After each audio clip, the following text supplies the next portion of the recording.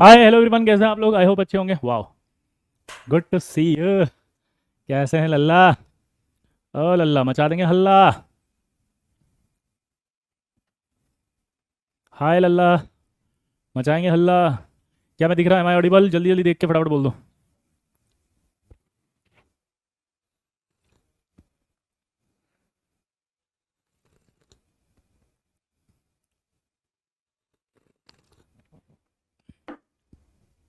कैसे हैं? Good evening, good evening, good evening, good evening.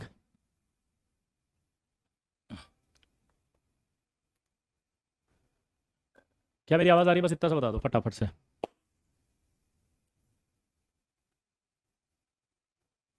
क्या मैं दिख रहा हूँ? यस। तो बताइए कैसे हैं आप, मेरे आईटीएन, मेरे सीईओ, मेरे करोड़पति। कैसा है भाई? जल्दी लिख के बताओ फटाफट। डेली क्लास लो, आपके बिना मन नहीं लगता। ओ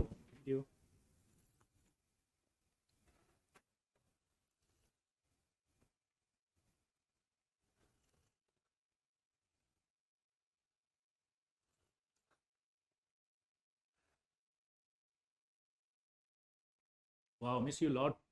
थैंक यू सर। मोटिवेशन चाहिए? अरे वाह, भगवान के दर्शन हो गए, गजब, अति उत्तम। आपकी बहुत आवश्यकता थी सर। अरे गजब। मेरे बड़े भाई का नाम भी विशाल है। अरे वाह। तो चलिए, आई होप मेरी आवाज़ आ रही है, क्लियर हो चुका है। अब हम अगला टॉपिक पढ़ेंगे और उस अगले टॉपिक का नाम है,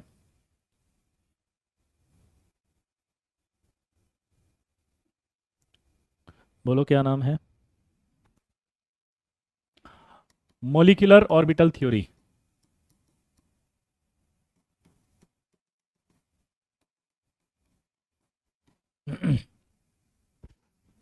जल्दी बताओ।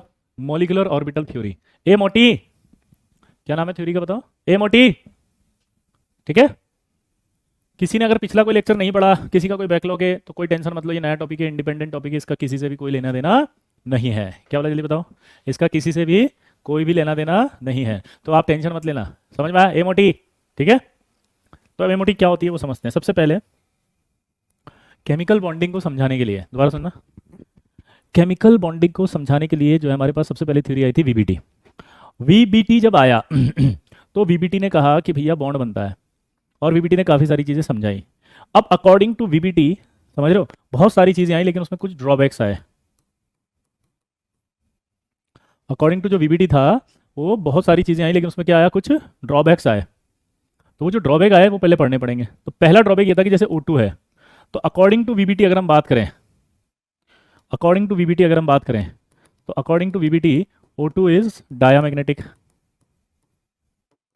बट एक्चुअली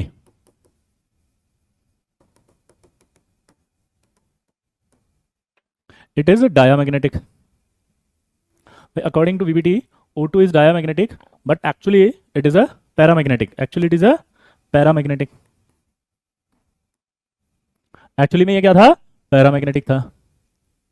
तो हमने कैसे पैरामैग्नेटिक था ये हम नहीं समझ पाए, क्योंकि वीबीटी के हिसाब से जब हम इसको पढ़ते हैं तो हमें पता लगता था कि यार वीबीटी में 2 अनपेड इलेक्ट्रॉन है ऐसे।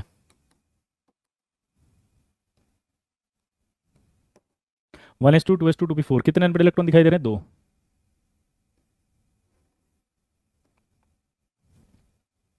दूसरा जो ऑक्सीजन आएगा उसमें भी यही आएगा, 2। जब ये दोनों बॉन्ड बनाएंगे तो O2 बनेगा ऐसे। तो जब ये ऐसे बनेगा तो क्या दिखाई दे रहा है? Diamagnetic.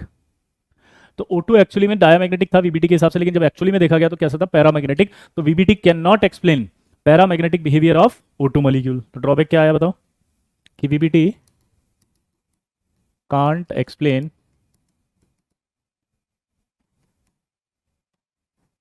Paramagnetic nature of O2 molecule. समझ में आया? VBT can not explain paramagnetic behaviour of O2 molecule. आप समझ रहे बात को? वीबीटी कभी भी can not explain paramagnetic nature of O2 molecule, O2 molecule का नहीं बता पाई। तो पहला ड्रॉबैक समझ में आया कि वीबीटी से O2 का पैरामैग्नेटिक बिहेवियर नहीं आ रहा है। ये बहुत बड़ा ड्रॉबैक था उस समय। तो इस मतलब इसका ये निकला कि इसका मतलब कोई ना कोई ऐसी और थ्योरी होगी जो इसका O2 का पैरामैग्नेटिक नेचर समझाएगी। समझ गए मेरी बात को? एग्रीड और नोट? पैरामैग्नेटिक और डायामैग्नेटिक क्या होता है? जिसके पास अनपेड इलेक्ट्रॉन होते हैं ऋषि, वो पैरामैग्नेटिक होता है, जिसके पास अनपेड इलेक्ट्रॉन नहीं होते वो डायामैग्नेटिक होता है। अब आप देखो, अगर ये बॉन्ड बना लेंगे तो वीबीटी के हिसाब से तो यहाँ एक भी अनपेड इलेक्ट्रॉन नहीं है। अनपेड इलेक्ट्रॉन अगर नहीं है तो इससे पैरामैग्नेटिक नहीं हो सकता ये तो।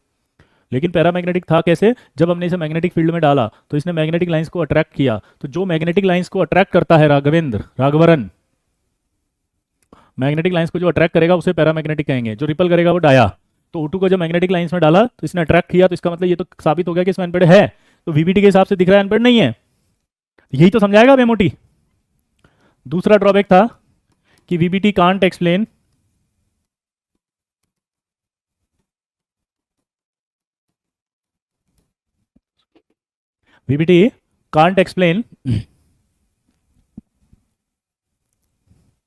Formation of odd electron molecules. Odd electron molecule क्या होते हैं? अपन ने पढ़े थे ना, जिसमें ऑड नंबर में इलेक्ट्रॉन आ रहा था। जैसे मान ली 3 इलेक्ट्रॉन आ गए थे, एक में एक इलेक्ट्रॉन आ गया था। ऋषि, अगर आप कंफ्यूज हो रहे हैं तो थोड़ी देर वेट करो, क्योंकि आप जैसे जैसे आगे बढ़ोगे तब आपको समझ में आएगा, है ना बेटा? लेकिन ऐसा नहीं है कि आपने क्लास में 10 मिनट भी नहीं हुआ, आपने आके बैठ गया और आप बोलो नहीं समझ में आ रहा। आपकी कॉन्सेप्ट वीक है तो इसका मतलब थ्योरी कमजोर नहीं है ना। थ्योरी आएगी अभी आगे, अभी आएगी आगे। जब आपको मैं एग्जैक्ट O2 का डायग्राम बताऊंगा तब दिखेंगे उसमें 2 अनपेड इलेक्ट्रॉन्स, ठीक है? और आपको पैराडाया नहीं आता तो जाके जनरल केमिस्ट्री पढ़ो, वहां पर मैंने पैराडाया पढ़ाया है 11th क्लास में, ठीक है? चलिए आगे बढ़े। हाँ, तो ये ऑड इलेक्ट्रॉन मॉलिक्यूल को नहीं समझा सकती, क्योंकि वीबीटी बोलती है कि भैया जो बॉन्ड बनते हैं वो 2 इलेक्ट्रॉन से मिलके बनते हैं, ऐसे। वीबीटी हमेशा ऐसे बताती है बॉन्ड बनना। तो ऑड नंबर में तो हो ही नहीं सकते बॉन्ड, कि तो E1 में दिख रहे हैं। तो इसका मतलब डाउट आया नहीं आया कि तो ऑड नंबर में तो कैसे समझाएंगे? तो इसका मतलब ऑड इलेक्ट्रॉन मॉलिक्यूल को नहीं समझा पाएगी वीबीटी। तीसरा आया, VBT can not explain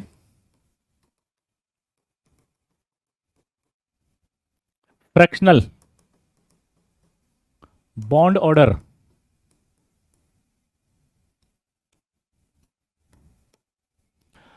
VBT can't explain fractional bond order in diatomic molecule.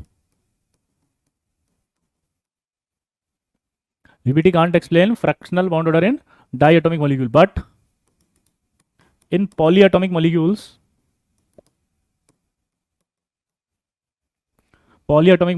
it is explained by resonance.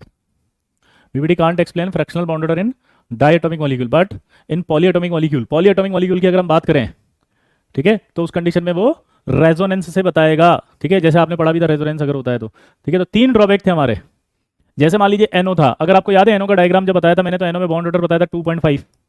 तो अब ये कहता है VBT कि यार एक बॉन्ड जो बनता है वो तो 2 इलेक्ट्रॉन से मिलकर बन रहा है, तो इसका मतलब बॉन्ड ऑर्डर 1 आएगा जब 2 इलेक्ट्रॉन मिलेंगे। तो इसका मतलब 2.5 आ रहा है, तो क्या 2.5 से 0.5 कहां से आया? फ्रैक्शनल मतलब ये होता है, ये इंटीजर वैल्यूज होती है 1 2 3 4, लेकिन अगर 2.5 है तो फ्रैक्शनल, 1.5 है तो फ्रैक्शनल। फ्रैक्शनल क्या होता है, ठीक है अमन? तो फ्रैक्शनल बॉन्ड ऑर्डर को भी नहीं समझा पाएगी, 2.5 आएगा, ठीक है? इन सब प्रॉब्लम को दूर करने के लिए, for removal of these impurity, Hund's and Mulligan proposed a theory which is called molecular orbital theory. Hund's और मुलिगन ने थ्योरी दी थी जिसका नाम था MOT, मोलिकुलर ऑर्बिटल थ्योरी। अब समझना मोलिकुलर ऑर्बिटल थ्योरी क्या कहती है। मोलिकुलर ऑर्बिटल थ्योरी को पढ़ने से पहले एक चीज मुझे बताओ, ये फॉर्मूला आप सबको पता है कि नहीं पता? ये वाला फॉर्मूला आपको पता है या नहीं पता? जल्दी बताओ। लैम्डा बराबर H/mv। बोलो बोलो, मेरे पे हाथ मत जोड़े, वो सारे डायग्राम अपने आप समझ में आएंगे जब MOT पढ़ेगा। हाथ मत जोड़ो। यहाँ पे एक बच्चा कह रहा हाथ जोड़ता हूँ, दोबारा बता दो। अबे ये तो कुछ भी नहीं है, तो सारे वापस आएंगे, यही तो प्रॉब्लम सोल्व करेंगे तो MOT पढ़ेंगे। MOT पढ़ते पढ़ते दूर हो जाएंगे वो सारे डाउट। थोड़ी देर रुको तो सही। पता है ना डी ब्रोगली? नहीं पता तो ये याद हो गया। अब इसे कहते हैं लैम्डा वेव, ये होता है मास। अब सोचो अगर मास ज्यादा होगा तो लैम्डा कम होगा, और अगर मास कम होगा तो लैम्डा ज्यादा होगा। क्लियर सबको? क्या बोले जल्दी बताओ। लैम्डा ज्यादा हो मतलब अगर किसी का मास कम है तो लैम्डा ज्यादा होगा, मतलब उसमें वेव नेचर ज्यादा होगी। यहां तक समझ में आ गया? अभी आएगा फ्रैक्शनल बॉन्ड ऑर्डर कैसे रिप्रेजेंट करेंगे पार्थ, ठीक है? Have patience. आप अभी तक IIT जी एडवांस का सबसे इंपॉर्टेंट टॉपिक पढ़ रहे हो, इसका नाम है मोलिकुलर ऑर्बिटल थ्योरी। इसमें सवाल पक्का आता है हर साल। तो मेरी ये रिक्वेस्ट है कि मेरे को पूरा आज का लेक्चर ढंग से समझाने दो, जब तक हम वहाँ नहीं पहुँचेंगे तब तक आपको नहीं आएंगे। क्लियर? तो रिक्वेस्ट है सबसे कि थोड़ा सा पेशेंस रखें। आपकी अगर कोई इनकेपेबिलिटी है, आपको 11th में कुछ नहीं आता है, तो आप थोड़ा सा पेशेंस रखते हुए आगे बढ़े। फ्रैक्शनल बाउंड ऑर्डर रिप्रेजेंट करेंगे जब हम पढ़ेंगे अभी पार्थ, है ना? ठीक है, आगे बढ़े। Okay, thank you. तो मेरा ये सवाल है कि इलेक्ट्रॉन क्या होता है? इलेक्ट्रॉन का मास ज़्यादा है या कम है? जल्दी बताओ। इलेक्ट्रॉन का मास ज़्यादा है या कम है? तो आपको पता है इलेक्ट्रॉन का मास तो बहुत कम होता है, नेग्लिजिबल। तो इसका मतलब अगर मास कम है तो उसका लेमडा क्या होगा? बहुत ज़्यादा होगा। मास अगर कम है तो उसका लेमडा क्या होगा? ऑब्वियस सी बात है, लेमडा ज़्यादा होगा। इसका मतलब है कि इलेक्ट्रॉन जो होगा उसमें वेव नेचर ज़्यादा होगा। तो जब इलेक्ट्रॉन मिलेंगे आपस में बॉन्ड बनाने के लिए, तो जो बॉन्डिंग होगी वो बॉन्डिंग किससे होगी? वेव नेचर के हिसाब से होगी। ये बताया है मोटी ने। वेव नेचर के हिसाब से मीटिंग होगी इलेक्ट्रॉन्स की। तो वेव जो होती है वो दो तरह से मिलती है। वेव पढ़ी होंगी आपने, नहीं पढ़ी तो आगे पढ़ लोगे। तो वेव दो तरह से मिलती है, एक होता है कंस्ट्रक्टिव इंटरफेरेंस और एक होता है डिस्ट्रक्टिव इंटरफेरेंस। तो वेव जो होती है वो दो तरह से मीटिंग करेगी, कंस्ट्रक्टिव और डिस्ट्रक्टिव। This is wave. अब अगर ये सेम फेज में है, जैसे ये ए है ये बी है, तो ये हो जाएगा आपका साई ए, ये हो जाएगा आपका साई बी। दोबारा बोलो, ये आपका ए है ये बी है, तो इसका मतलब साई ए साई बी, ये सेम फेज होता है। अगर सेम फेज में होंगी तो कंस्ट्रक्टिव इंटरफेरेंस होगा, मतलब ये दोनों मिल जाएंगी। कंस्ट्रक्टिव इंटरफेरेंस होगा और ये मिल जाएंगी तो क्या बनेगा? ये साई ए प्लस साई बी। अगर ये अपोजिट फेज में हुई तो डिस्ट्रक्टिव इंटरफेरेंस होगा। अगर ये अपोजिट फेज में हुई तो डिस्ट्रक्टिव इंटरफेरेंस होगा। क्या बोले, जल्दी बताओ। अगर ये ऐसे हुई तो ये डिस्ट्रक्टिव इंटरफेरेंस होगा। तो डिस्ट्रक्टिव इंटरफेरेंस में क्या होता है? आपके घट जाएंगी वेव। मोड कर दिया, घट गई है देखो वेव। लेकिन अगर यही सेम होते दोनों, यानी एटम सेम ले लेते हैं अपन, ये ए है और ये भी ए है, ये साई ए हो गया साई ए, तो जब सेम फेज में होंगे तो कंस्ट्रक्टिव इंटरफेरेंस होगा। कंस्ट्रक्टिव इंटरफेरेंस होगा तो ये आपस में जुड़ जाएंगे दोनों। ये तो वैसे ही टू साई ए हो जाएगा।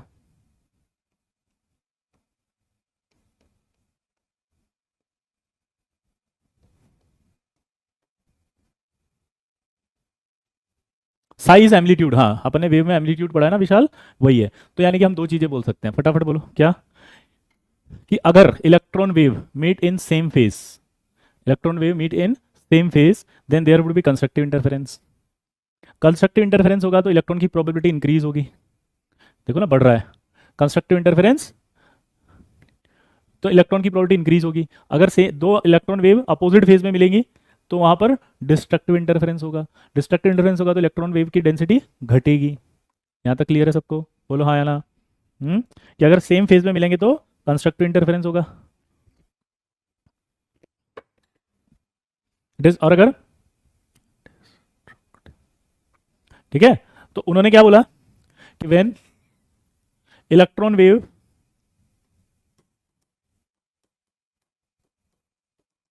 Meet in same phase, then there would be electron wave meet in same phase, then there would be constructive interference, आया ना? there would be constructive interference, आया ना?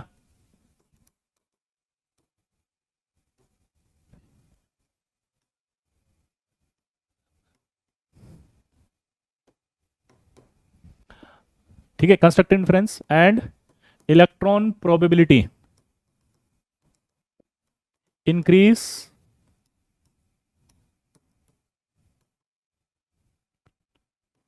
between nucleus of both bonded atoms,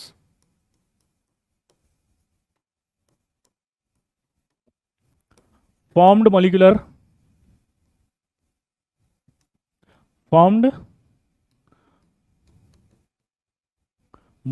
orbital named as bonding molecular orbital,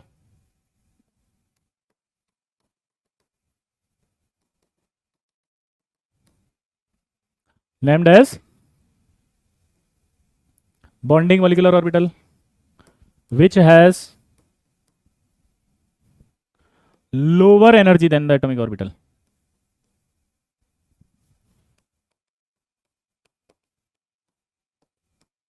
Than the atomic orbital. ये आपको पूरा का पूरा concept याद रखना है। दोबारा सुनना कि जब दो इलेक्ट्रॉन वेव आपस में मीटिंग करने आएगी तो वहां पर सेम फेज अगर होगा तो कंस्ट्रक्टिव इंटरफेरेंस होगा। कंस्ट्रक्टिव इंटरफेरेंस में वेव की इलेक्ट्रॉन की प्रोबेबिलिटी बढ़ेगी। तो उन्होंने एमओटी वालों ने बोला कि बढ़ा हुआ जो रीजन है उसका नाम है बॉन्डिंग मॉलिक्यूलर ऑर्बिटल। अब वो बॉन्डिंग मॉलिक्यूलर ऑर्बिटल क्या अट्रैक्शन से बन रहा है। तो मैंने आपको बताया था जब भी अट्रैक्शन होता है तो एनर्जी कम होती है, यानी कि रिलीज होती है। आया ना?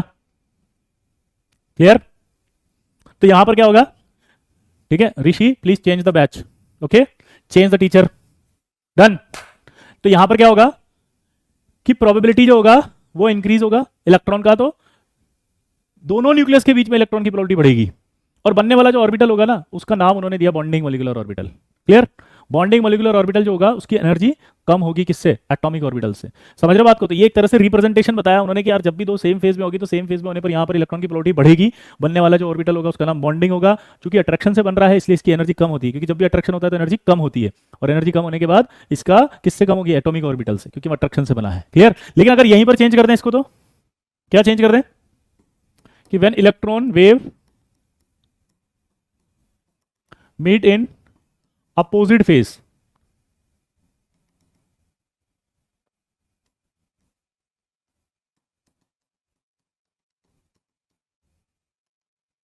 देन क्या होगा? There would B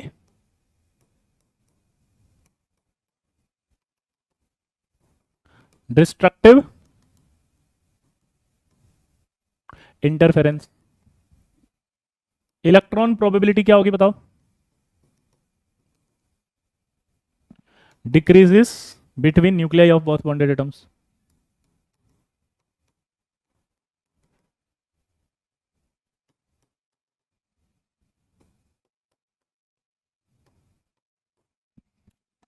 between nucleus of both bonded atoms formed molecular orbital named as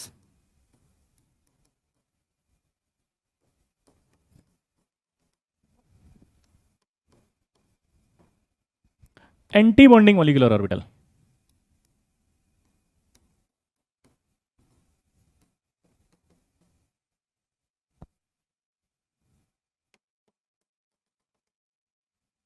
इसका मतलब क्या होगा? ABMO named as anti bonding molecular orbital which has higher energy than the atomic orbital।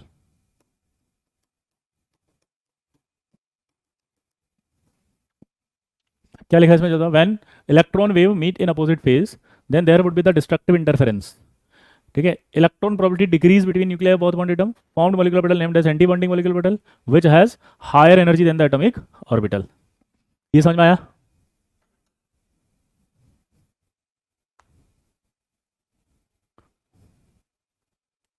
Clear? और ये reason आपको लिखना पड़ेगा, due to repulsion electron probability decrease हो रही है ना between nuclear of both bonded atom. यहां पर आप चाहो तो ये भी लिख सकते हो ड्यू टू रिपल्शन।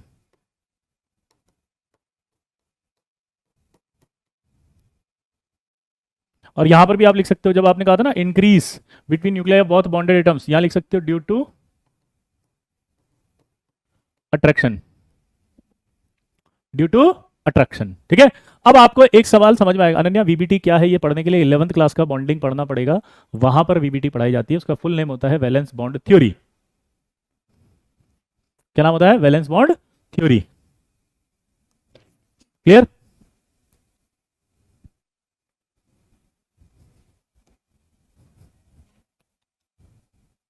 अब आपसे जेई एडवांस में सवाल कैसा, मैं आपको फिर से बता दूं, हम पढ़ने वाले हैं most important topic for JEE advance है ये, इसमें सवाल आता है। नहीं ऋषि, ये तुम्हारे लिए तमाशा नहीं खोल रखा है कि आप गुस्सा हो गए, सॉरी, ये मजाक चल रही है। जेई एडवांस का सबसे इंपॉर्टेंट टॉपिक है। तुम्हारी इनकेपेबिलिटी के लिए क्या पढ़ाए नहीं टॉपिक को? है कि तुम्हें ये नहीं आता कि वो क्या होता है तो छोड़ दो टॉपिक को। भाई जो है वो तो पढ़ाएंगे ना एडवांस में, तुम्हें भी तो सिलेक्शन चाहिए। मैं गुस्सा नहीं हुआ, ये देखो अभी भी मेरे पे ब्लेम डाल रहा है। भाई मेरा खुद की कैपेबिलिटी नहीं है, खुद को पैरामैग्नेटिक नहीं आता, खुद को वीवीटी नहीं पता है, और खुद कह रहा है आप अच्छा नहीं पढ़ा रहे, अब पहले जैसा नहीं पढ़ा रहे। क्या लिखा था पता है? आप पहले जैसा नहीं पढ़ा रहे। भाई तेरी गलती है, तेरे को समझ में नहीं आ रहा, तुझे पता ही नहीं है टॉपिक, तो तेरे को 11th में पढ़ना पड़ेगा वीबीटी जाके। यहां पर बहुत इंपॉर्टेंट टॉपिक चल रहा है जे एडवांस का, और हम 12th के अंदर एंडिंग पार्ट में, this is the last topic of chemical bonding. After 2 lectures we will start new chapter, coordination chemistry. समझ रहे आप? Wow, coordination chemistry. सबसे मस्त टॉपिक आने वाला है जिसमें सिर्फ 4 क्वेश्चन आते हैं। तो अभी सवालों पर ध्यान दो आप बस, और कुछ नहीं है। एक डायग्राम है, इस डायग्राम पे यहाँ पे एनर्जी दिया हुआ है और यहाँ कुछ डायग्राम बना रखे हैं उसने। ये आपके क्या है, सिंपल एटॉमिक ऑर्बिटल। ये बीच में जो बनाए हैं वो मैंने बनाए हैं मॉलिक्यूलर ऑर्बिटल। आपको डायग्राम दे दिया, यहाँ बीच में उसने बनाया है मॉलिक्यूलर ऑर्बिटल, यहाँ बनाया है एटॉमिक ऑर्बिटल, यहाँ बनाया एटॉमिक। जे एडवांस में सवाल अब आएगा कि इसमें से कौन सा बॉन्डिंग है और कौन सा एंटी बॉन्डिंग है, बताओ क्या पूछा उसने, जल्दी बताओ कौन सा बॉन्डिंग है और कौन सा एंटी बॉन्डिंग है, जल्दी बताओ। ऊपर वाला क्या है, नीचे वाला क्या है, सोचो।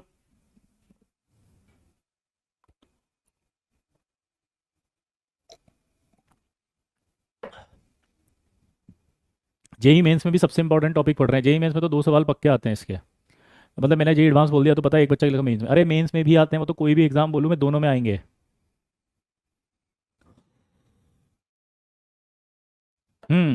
तो देखो इधर अभी नीचे वाला जो दिखाई दे रहा है ना, ये नीचे वाला होगा अपना बॉन्डिंग मॉलिक्यूलर ऑर्बिटल। अगर मैं इसको साई ए लिख दूं, इसको साई बी लिख दूं, तो ये आपका साई ए माइनस साई बी बनेगा, और नीचे वाला जो होगा वो साई ए प्लस साई बी बनेगा, ठीक है। और ये जो होगा बॉन्डिंग होगा, और ये जो ऊपर वाला है वो एंटी बॉन्डिंग होगा। दोबारा से बोलो, नीचे वाला क्या होगा बॉन्डिंग मॉलिक्यूलर ऑर्बिटल, ऊपर वाला क्या होगा एंटी बॉन्डिंग मॉलिक्यूलर ऑर्बिटल। इस तरह के सवाल आएंगे तो आई होप आप कर देंगे।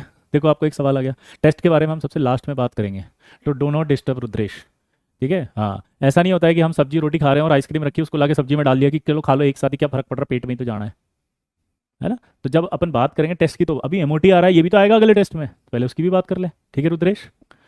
यस सर, तो इस तरह के सवाल आएंगे तो समझा देंगे, हाँ क्या ना, बोलो।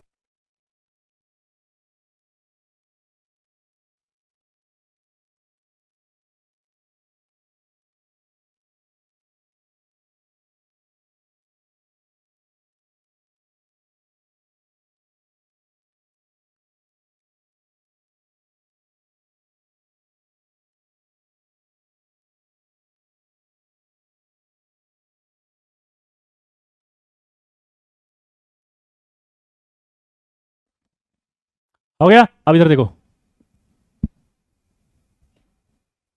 तने मेरे को सिखा रहा है, आगे बढ़ते हैं अब ये जो बीच में लिखा हुआ है ना, इसको हम कहते हैं wave function, this is called wave function. ये पूरा वेव फंक्शन क्वांटम मैकेनिक्स होती थी। क्वांटम मैकेनिक्स का मतलब समझते हो आप, क्वांटम थ्योरी। और ये इक्वेशंस बहुत हैवी होती थी, साई ए प्लस साई बी ऐसे करके बहुत लंबा चौड़ा चलता था। तो साई ए प्लस साई बी करके जब बहुत लंबा चौड़ा चलता था तो वो बहुत मैथमेटिकल हो रहा था। तो मैथमेटिकल होने की वजह से फिर क्या हुआ, साइंटिस्टों ने इसका एक थ्योरेटिकल एक्सप्लेनेशन निकाला। वो थ्योरेटिकल एक्सप्लेनेशन क्या था वो देखो अब। तो वेव फंक्शन जो था, क्या बोला मैंने, wave function of molecular orbital is explained by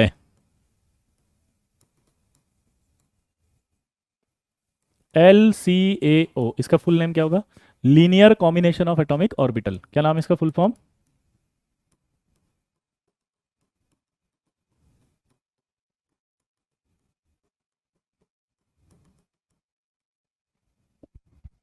इसका फुल फॉर्म क्या है, linear combination of atomic orbital. तो किससे बनाया जाता है, इससे, और that may be of 2 types.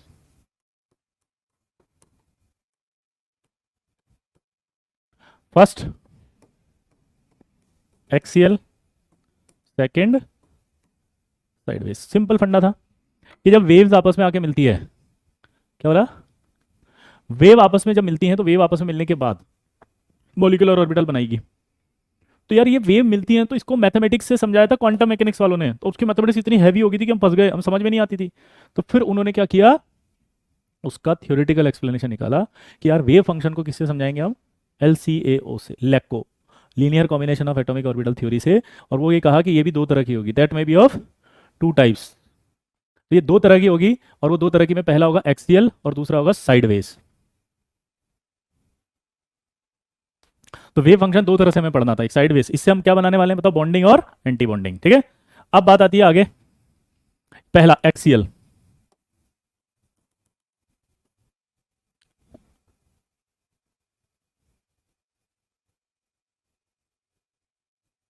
Axial, अब दिमाग की बत्ती जलाना, मुझे बताओ कितनी ओवरलैपिंग हो सकती है, अपन को समझना है।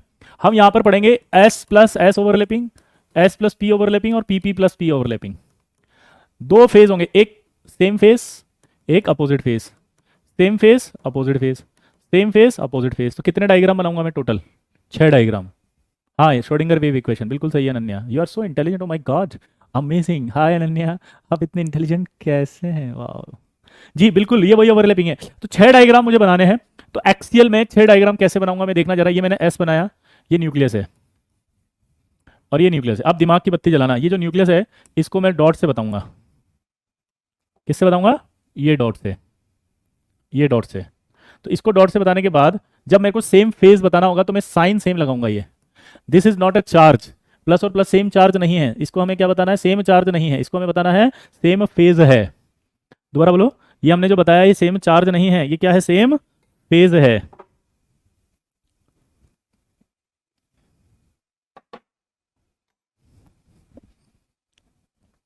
तो अब मुझे बताओ कि इन दोनों में फेज कौन सा है। अब स्टेटमेंट एक एक करके चलेंगे और डायग्राम आप बताओगे। मुझे ये बताओ कि इन दोनों में जो फेज है वो सेम है या नहीं है? हम्म, फेज सेम है। दूसरा स्टेटमेंट, सेम फेज जब होता है तो इलेक्ट्रॉन मतलब तो कंस्ट्रक्टिव होगा या डिस्ट्रक्टिव, बताओ। सेम फेज है तो कंस्ट्रक्टिव होगा या डिस्ट्रक्टिव, बोलो। कंस्ट्रक्टिव होगा। कंस्ट्रक्टिव अगर होगा तो क्या होगा? इलेक्ट्रॉन प्रोबेबिलिटी इंक्रीज होगी between nuclei of both bonded atoms. ये इलेक्ट्रॉन की प्रोबेबिलिटी ऐसे चारों तरफ अगर है तो वो क्या होगी? इंक्रीज होगी between nuclei of both bonded atoms.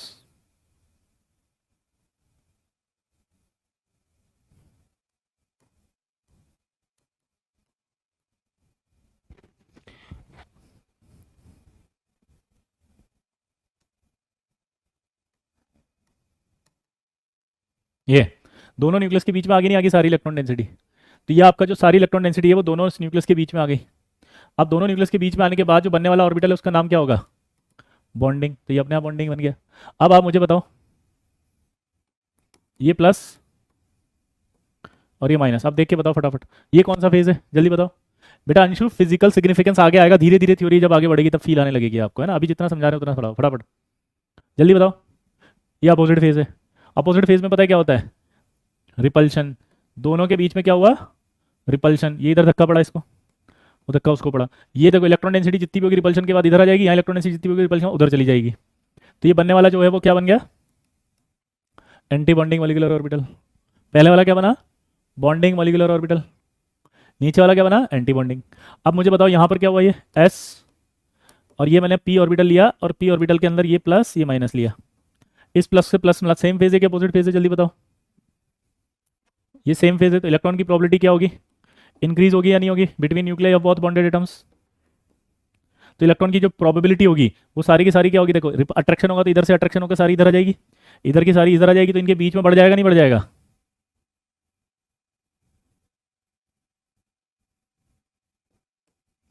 ये देखो,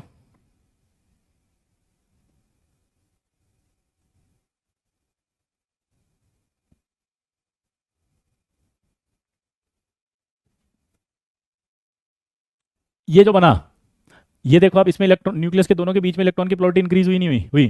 तो बनने वाला क्या कहलाएगा? Bonding molecular orbital. लेकिन अगर मैं इसी का एक और बना दूं ऐसे, ये न्यूक्लियस, ये प्लस, ये प्लस की जगह माइनस, अब बताओ क्या होगा?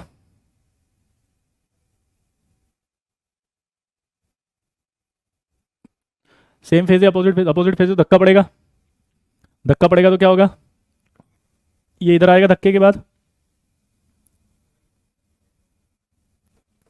और इधर धक्का पड़ेगा तो ये छोटा हो जाएगा धक्के के बाद, और ये न्यूक्लियस होगा।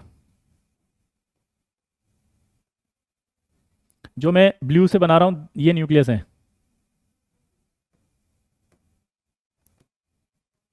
क्लियर? न्यूक्लियस समझ में आ रहा है? साइन वाइट से बने हुए, ये नेगेटिव साइन, ये पॉजिटिव। अब पी और पी आ गए, पी और पी आए तो ये देख के बताओ सेम फेज है कि अपोजिट फेज है? सेम फेज है तो क्या होगा? कंस्ट्रक्टिव इंटरफेरेंस होगा। कंस्ट्रक्टिव इंटरफेरेंस होगा तो ये इलेक्ट्रॉन की डेंसिटी क्या होगी? अट्रैक्ट होकर इसके पास आएगी, ये भी अट्रैक्ट होकर इसके पास आएगी, अट्रैक्ट होकर इसके पास आएगी तो क्या होगा? अट्रैक्शन।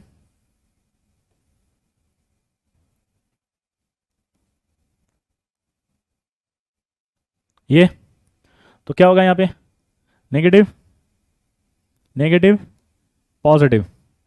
हाँ है ना, बनने वाला क्या कहलाएगा?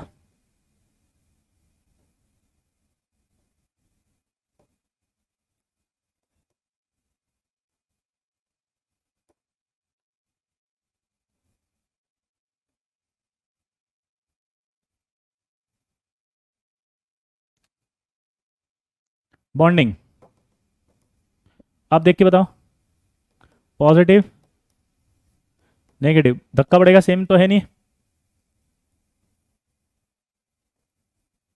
कैसा आएगा? ये नेगेटिव, पॉजिटिव, नेगेटिव और पॉजिटिव। नीचे वाला क्या कहलाएगा? Anti bonding. आप चाहो तो मैं अगले पेज पे बना दूं ढंग से, ठीक है? दोबारा से, थोड़ा सा कंजेस्टेड लग रहा है मुझे, फील नहीं आ रही यार। हाँ देखो अब कैसा बनेगा ये। अगर मैं यहाँ पर बात करूँ ऐसे, तो ये पी है, ये प्लस माइनस है, ये पी है, प्लस माइनस है, एग्रीड। अब ये दोनों मिलेंगे, सेम फेज में होगा तो क्या होगा? कंस्ट्रक्टिव। तो ये बढ़ जाएगी ना ऐसे,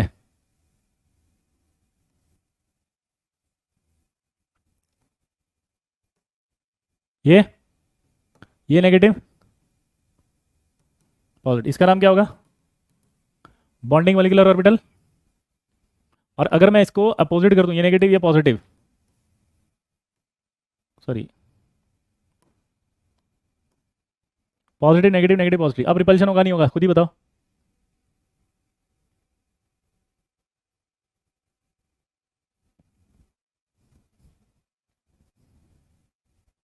तो क्या होगा यहाँ पे बताओ? धक्का पड़ेगा।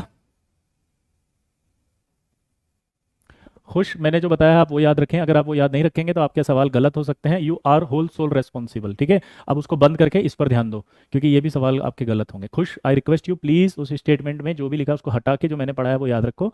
आपको दोनों स्टेटमेंट समझ में आ जाएंगे बाद में, जब थोड़े से बड़े हो जाओगे, है ना? अभी इस पर ध्यान दो, नहीं तो ये भी उड़ जाएगा। आप पता है क्या करने वाले? जो कभी सवाल नहीं पूछेगा उसको उसके पीछे पड़ गए हैं, और जो सवाल पक्का आएगा उसको छोड़ दिया आपने। मुझे सबसे ज़्यादा इरिटेट इसी चीज़ पर इरिटेशन होता है। मतलब एक आदमी ने आपको खाने में हलवा पूड़ी दाल चालू सब ले, सड़ी हुई सब्जी के पीछे पड़े हुए हैं, साहब इस सब्जी को खा लूँ तो? अरे जो थाली में सजा के खाना दिया है, बादाम काजू के हलवे दे रहा हूँ, साले उसकी कोई वैल्यू नहीं है, सड़ी हुई सब्जी है तो क्या वो टेस्ट करके देख लूँ, अगर नहीं सड़ी हो तो ये भी खा लूँ, वेस्ट तो नहीं होगी ना? 5 बार लिख दिया उसने, अगर मैं इग्नोर कर रहा हूँ तो छोड़ दिया करो ना सब। खुश बेटा, मैं कर रहा हूँ ना बात, why are you disturbing me? You can not enter in my class, okay? This is my class. कक्षा में होने वाले किसी भी प्रकार के वार्तालाप को कृपया व्यक्तिगत ना लें, यह मात्र एक मनोरंजन का साधन है। इससे किसी भी जीवित और मृत व्यक्ति की भावनाओं को अगर आहत पहुंचती है तो चैनल इसके लिए उत्तरदायी नहीं है, ठीक है?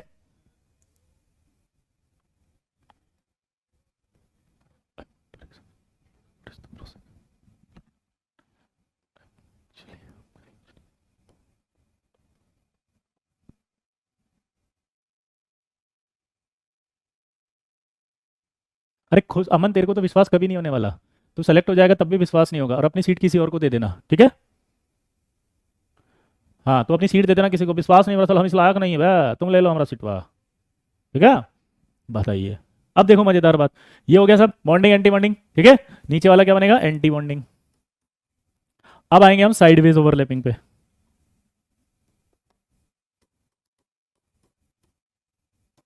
साइडवेज ओवरलैपिंग में क्या होगा सोचो आप? पी और पी मिलेंगे, पी और डी मिलेंगे, डी और डी मिलेंगे। पी और पी जो मिले वो एक तो सेम फेज में opposite, same phase opposite, same phase opposite.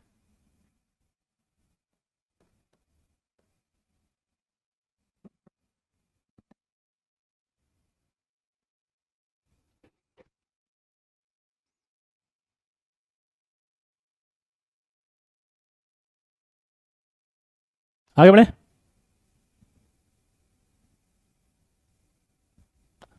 Sideways overlapping की जब बात करें तो पहले आप ये बताओ, ये पी और पी है,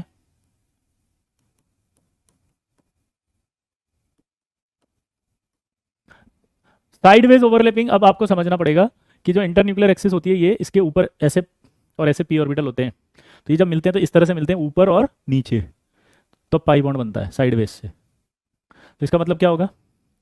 ये जब मिलेंगे तो यहाँ आपस में मिल जाएंगे ऐसे, तो ये इलेक्ट्रॉन आपस में दोनों प्लस प्लस मिले, माइनस माइनस नीचे, तो क्या हुआ?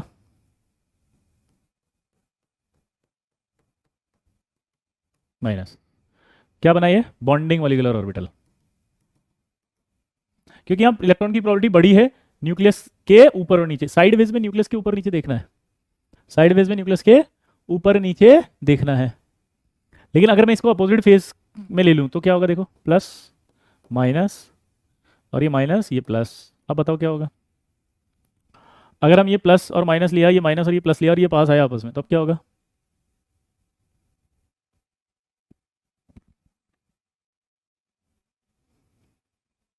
हम्म, ये दोनों आपस में मिलेंगे तो क्या होगा? सोचो। धक्का पड़ेगा इनको, रिपल्शन। और अगर धक्का पड़ेगा रिपल्शन तो ऐसे आएंगे ये प्लस ये माइनस, ये माइनस ये प्लस। तो बनने वाले में धक्का पड़ा तो यहाँ इलेक्ट्रॉन प्रॉपर्टी ऊपर नीचे घट गई, तो ये क्या बनेगा? A B M O. क्या बनेगा? A B M O. क्या बनेगा? ए बी एम ओ।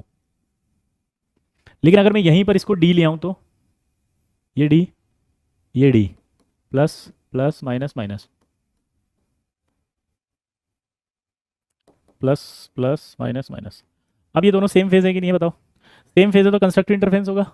यहाँ की सारी इलेक्ट्रॉन डेंसिटी उठ कर इसमें आ जाएगी, वहाँ से भी सारी इलेक्ट्रॉन डेंसिटी उठ के इसमें आ जाएगी। तो यहाँ बीच में इलेक्ट्रॉन की प्रोबेबिलिटी बढ़ेगी या नहीं बढ़ेगी? बताओ। अरे बीच में इलेक्ट्रॉन की प्रोबेबिलिटी बढ़ेगी या नहीं बढ़ेगी?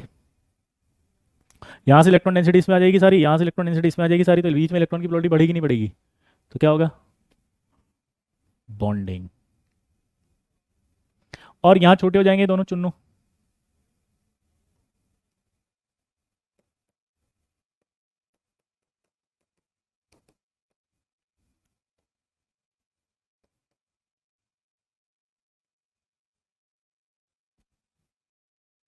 ये आ गया।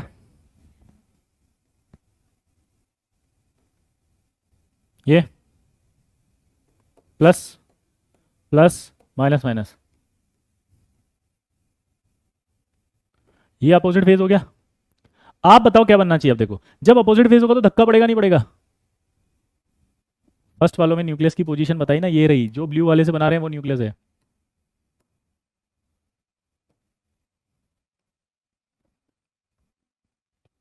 धक्का पड़ेगा तो इधर आ जाएगा, वो उधर चला जाएगा। तो क्या बनेगा बताओ? धक्का पड़ते ही ये बड़ा हो जाएगा, ये बड़ा हो जाएगा, ये चुन्नू ये चुन्नू, ये चुन्नू ये चुन्नू, और ये। अब बताओ क्या हुआ? यहाँ क्या आएगा? Minus plus, plus minus minus, ये प्लस ये प्लस। इसका नाम क्या बनेगा लेकिन? Anti bonding. ये क्या था? बॉन्डिंग।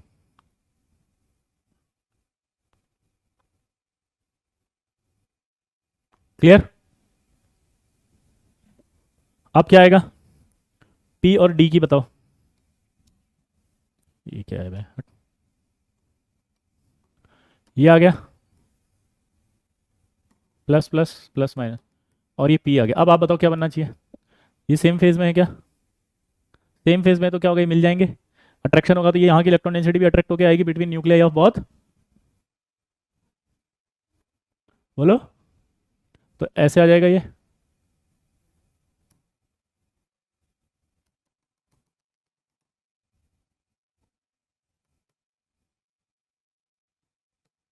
इसका नाम बनेगा बॉन्डिंग। ये न्यूक्लियस है और ये न्यूक्लियस है।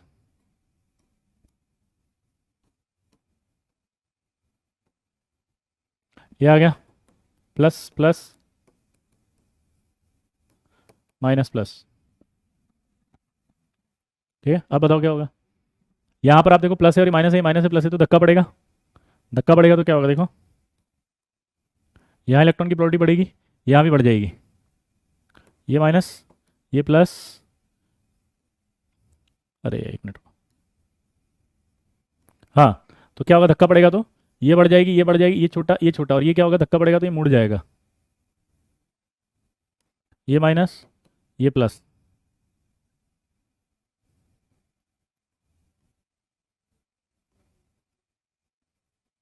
यहाँ आएगा प्लस, ये माइनस, यहाँ क्या जाएगा? अब ये मुड़ गया तो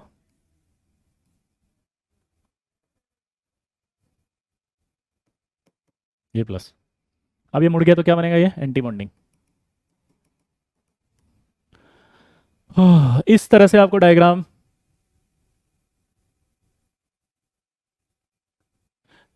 ठीक है। अब दिमाग की बत्ती जलेगी, थोड़ा सा डायग्राम खुद बनाना सीखें आप, क्योंकि इस पर जे एडवांस में पैराग्राफ आया है।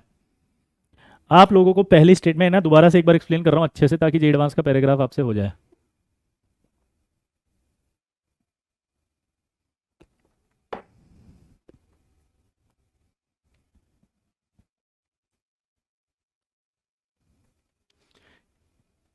कितने बच्चों को समझ में आ रहा है, जल्दी से बताओ फटाफट से, मस्त वाला। अरे बाबा एकदम बिंदास आ गया कि सर समझ में, क्योंकि इससे आगे भी पढ़ना है अभी हमें।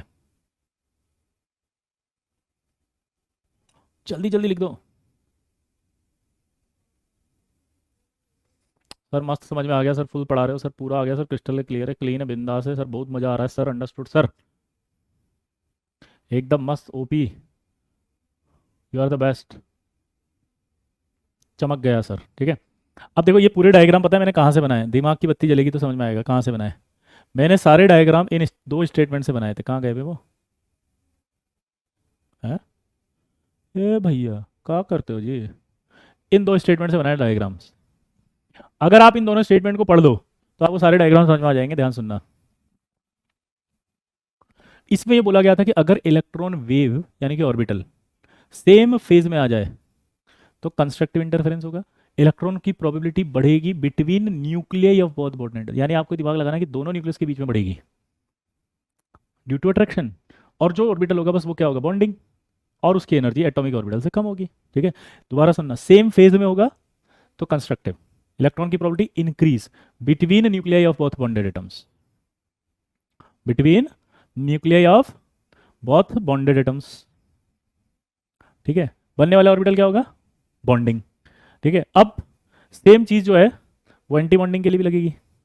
देखो क्या, कि जब electron wave meet in opposite phase, opposite phase हो गया तो डिस्ट्रक्टिव इंटरफेरेंस होगा, इलेक्ट्रॉन की प्रोबेबिलिटी क्या होगी, डिक्रीज होगी between nuclei of both bonded atoms, electron की जो प्रोबेबिलिटी होगी वो डिक्रीज हो जाएगी between nuclei of both bonded atoms due to repulsion. Simple है, बनने वाले ऑर्बिटल को एंटी बॉन्डिंग कहेंगे, और एंटी बॉन्डिंग की एनर्जी जो होगी हाई होगी एटॉमिक से। अब ये एक डायग्राम दिया आपको, देखो ये एक एटॉमिक ऑर्बिटल है, एटॉमिक ऑर्बिटल है, दो एटॉमिक ऑर्बिटल के बाद अपने एक बना दिया, एक ही बना दिया, यहाँ एक्सेस पे एनर्जी ली है। आपसे सवाल पूछा कि ये एटॉमिक है, ये मॉलिक्यूलर है, ये एटॉमिक है, ये मॉलिक्यूलर कौन से हैं इसमें, बॉन्डिंग और एंटी बॉन्डिंग कौन से हैं, तो अब बताओ आप बॉन्डिंग और एंटी बॉन्डिंग कौन से हैं। तो जिसकी एनर्जी कम है वो बॉन्डिंग है, इसकी एनर्जी ज़्यादा एंटी बॉन्डिंग है, बात खत्म। सिंपल है कि नहीं है? ठीक है, अब इसी दो कॉन्सेप्ट का इस्तेमाल कर रहा है बस अपन, और कुछ नहीं कर रहे हैं। आप समझ नहीं रहे यार पॉइंट को, क्या कि दो तरह की ओवरलैपिंग है, एक एक्सियल एक साइडवेज। अब देखो ये एटॉमिक ऑर्बिटल में जो बिंदी है वो है न्यूक्लियस, मैं उसको एक ही कलर से बनाऊंगा ताकि कंफ्यूजन नहीं आए, ये वाले कलर से, ये न्यूक्लियस है, ये सारे न्यूक्लियस है, जहां जहां मैं ये ब्लू कलर से बना रहा हूं।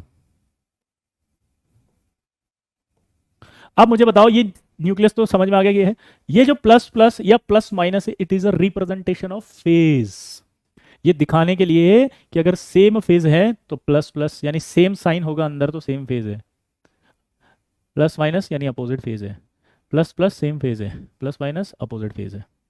यहां तक की बात समझ में आई?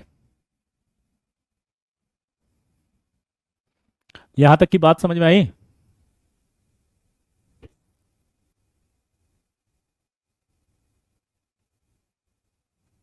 अब मुझे स्टेटमेंट बोलो कि अगर सेम फेज होगा तो इलेक्ट्रॉन की प्रोबेबिलिटी इंक्रीज होगी between nucleus of both bonded atoms.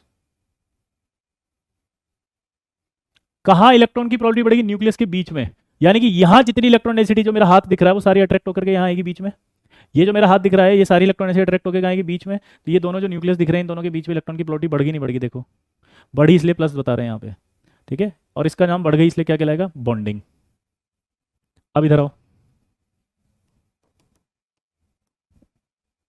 यहाँ कौन सा फेज है, जल्दी बोलो, अपोजिट फेज। अब बताओ अपोजिट फेज में क्या होगा,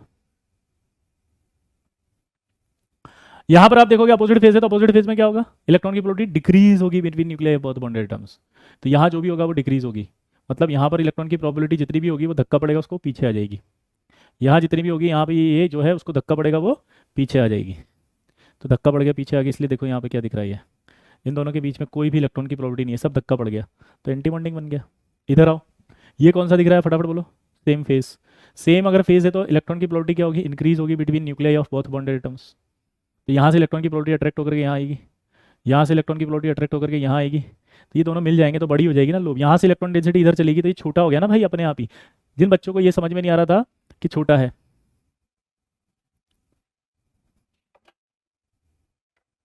आया ना।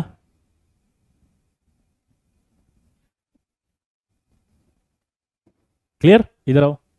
ये कौन सा फेज है, अपोजिट। अपोजिट में धक्का होगा तो इधर जाएगी, इलेक्ट्रॉन की प्रोबेबिलिटी न्यूक्लियस में कम होगी तो ये वाले धक्का पड़ेगा। अब ये धक्का पड़ेगा तो ये छोटी होगी कि नहीं होगी, बस ये देख के बता दो। धक्का पड़ेगा ये छोटी हो जाएगी, यहाँ इलेक्ट्रॉन बढ़ेगी तो ये बड़ा हो जाएगा। ये देखो आप, ये बड़ा हो गया, ये धक्का पड़ गया इसलिए पीछे आ गई इलेक्ट्रॉन की डेंसिटी। तो इसका मतलब इन दोनों के बीच में इलेक्ट्रॉन की प्रोबेबिलिटी घट गई, तो एंटी बॉन्डिंग। सिंपल। उधर आओ। अब आप सोचो ये कौन सा साइन है, प्लस प्लस। मैं फिर से ब्लू वाले से बनाता हूँ न्यूक्लियस, कंफ्यूजन ही नहीं हो।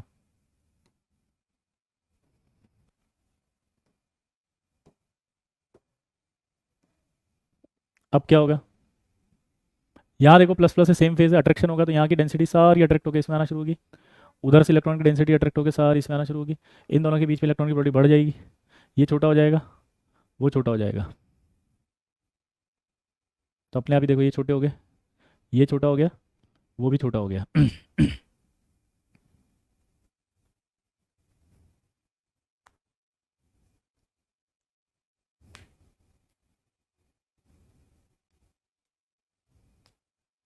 यहाँ देख के बताओ कौन सा फेज है, अपोजिट फेज है। धक्का पड़ेगा तो यहाँ से सारी इलेक्ट्रॉन डेंसिटी बड़ी हो जाएगी, यहाँ छोटी। उसका धक्का पड़ेगा तो यहाँ क्या हो जाएगा, छोटी। तो देखो अब ये छोटा हो गया, ये बड़ा हो गया, ये छोटा हो गया, ये बड़ा हो गया, ये बड़ा हो गया ना, ये छोटा हो गया, वो बड़ा हो गया, ये छोटा हो गया। हाँ या ना, कोई डाउट बोलो।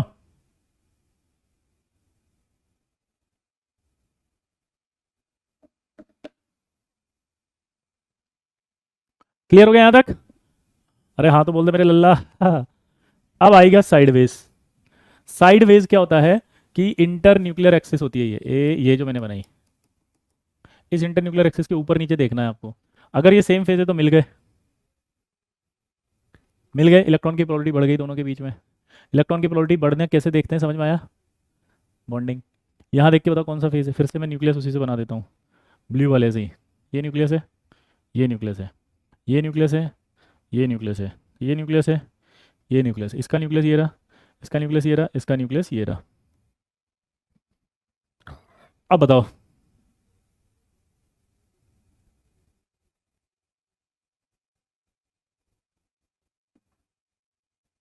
क्लियर। अगर आप ध्यान से देखो तो इन दोनों के बीच में क्या हो रहा है, अपोजिट फेज। जब भी अपोजिट फेज देखोगे तो रिपल्शन। क्या बोला जल्दी बताओ मैंने, जब भी अपोजिट फेज देखोगे तो क्या है, रिपल्शन।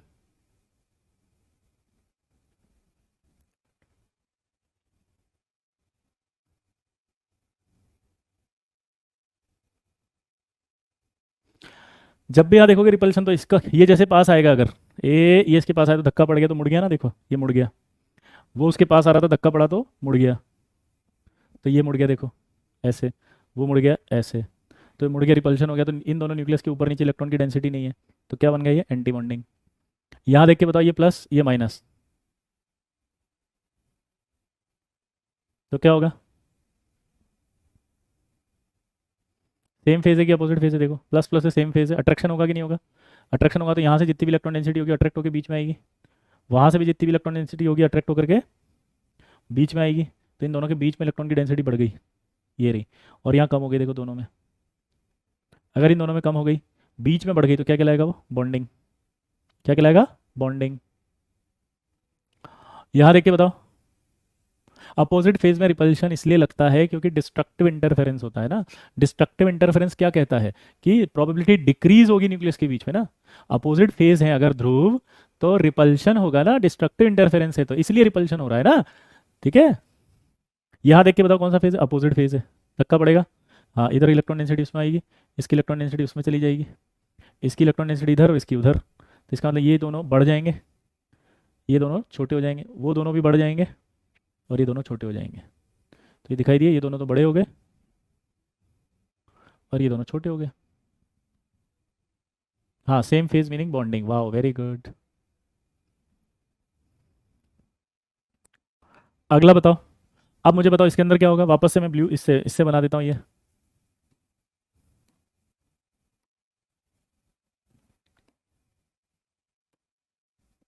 दिमाग की बत्ती जला के बताओ। यहाँ सेम फेज है क्या? हाँ। यहाँ सेम फेज है, हाँ, तो ये क्या होगा, अट्रैक्शन होगा, हाँ। लेकिन अट्रैक्शन होगा तो यहाँ से इलेक्ट्रॉन डेंसिटी सारी अट्रैक्टो के बीच में जाएगी, हाँ। तो इसका मतलब ये दोनों छोटे हो जाएंगे, नहीं हो जाएंगे? ये दोनों छोटे हो जाएंगे, हाँ। ठीक है, और ये बीच में आ जाएंगे सारे, बड़ी हो गई। तो अब इलेक्ट्रॉन डेंसिटी बढ़ गई, तो क्या कहलाएगा वो? Bonding molecular orbital.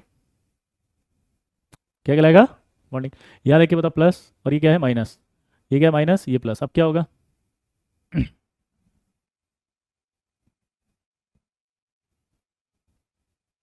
इधर से इलेक्ट्रॉन डेंसिटी क्या होगी, धक्का पड़ेगा, तो इधर से सारी इलेक्ट्रॉन डेंसिटी इसमें चली जाएगी।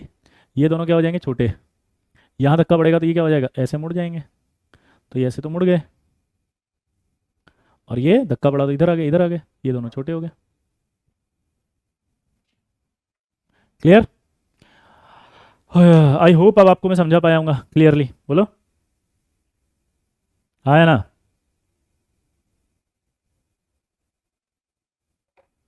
क्लियर?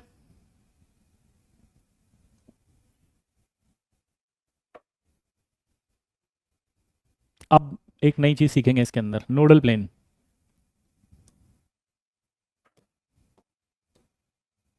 ये नोडल प्लेन क्या होता है?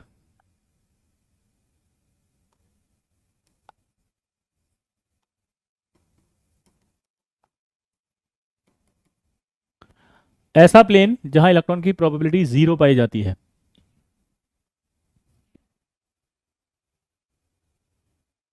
क्या बोला बताओ? Any imaginary plane which has zero electron probability. दोबारा बोलो। क्लियर दोस्तों? Any imaginary plane which has,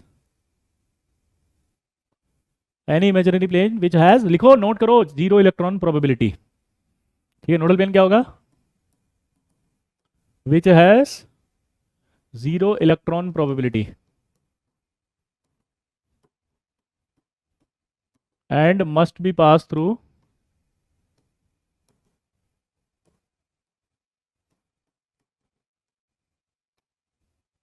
nucleus of atomic orbital. In case of molecular orbital,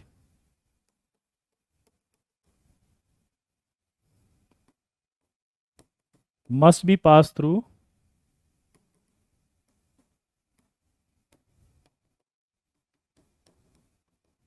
midpoint of, must be passed through midpoint of both nucleus, which has zero electron probability and must be passed through nucleus of atomic orbital. क्या बोला बताओ मैंने? must be passed through nucleus of atomic orbital. लेकिन अगर अगर molecular orbital हो तो molecular orbital में क्या होगा? must be passed through mid point of, क्या बोला जल्दी बताओ? Mid point of.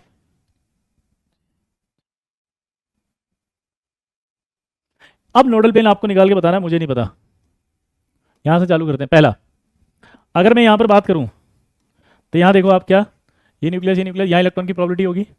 अगर मैं बीच में से पास करूं न्यूक्लियस से, तो वहां ऐसा कोई प्लेन है जहां इलेक्ट्रॉन नहीं है? देखो,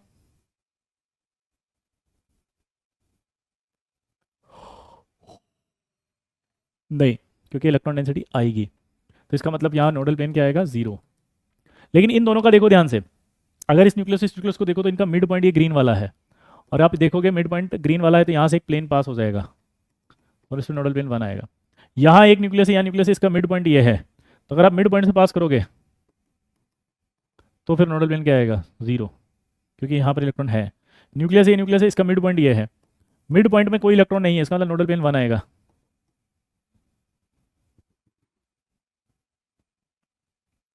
अगर मैं बात करूँ यहाँ पर मिड पॉइंट, तो यहाँ से आप निकालोगे तो कुछ नहीं आएगा, तो नोडल प्लेन क्या आएगा? जीरो। लेकिन मिड पॉइंट यहाँ आएगा, तो यहाँ से अगर निकालोगे तो नोडल प्लेन क्या आएगा? यानी कि एक्सियल की अगर बात करूँ, बोलो, अगर मैं एक्सियल की बात करता हूँ तो एक्सियल में जीरो आ रहा है, बॉन्डिंग में और एंटी बॉन्डिंग में एक, तो इसका मतलब क्या हुआ? 0 1 0 1 नोडल प्लेन आएगा। ठीक है, अभी विनायक कंक्लूड मत करो, साइडवेज बाकी है ना, साइडवेज बाकी है ना, अभी अभी जस्ट कंक्लूजन मत लाओ, ठीक है। क्लियर दोस्तों?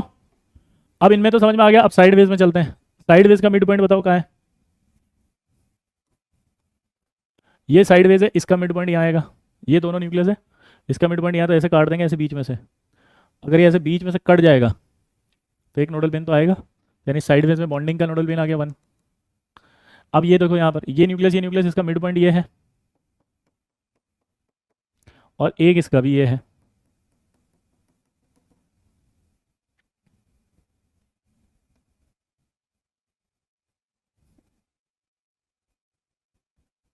तो ऐसे और ऐसे अगर देखोगे तो कितना हुआ नोडल पेन? 2।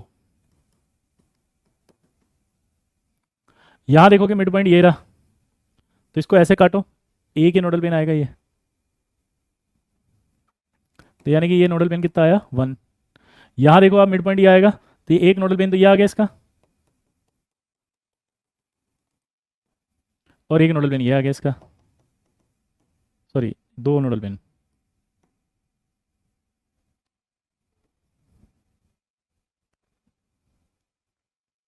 तो यानी कि अभी तक तो समझ में आ रहा है कि एक दो ऋषि को उठा के फेंक दो।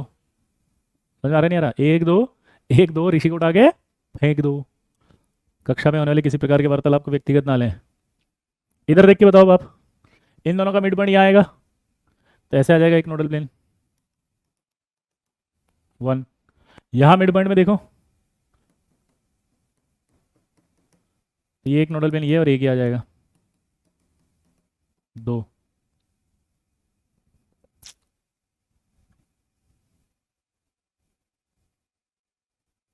क्लियर?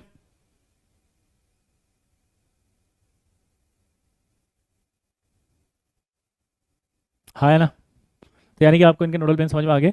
एक्सियल जो था उसका नोडल प्लेन तो आएगा 0 1 0 1 0 1।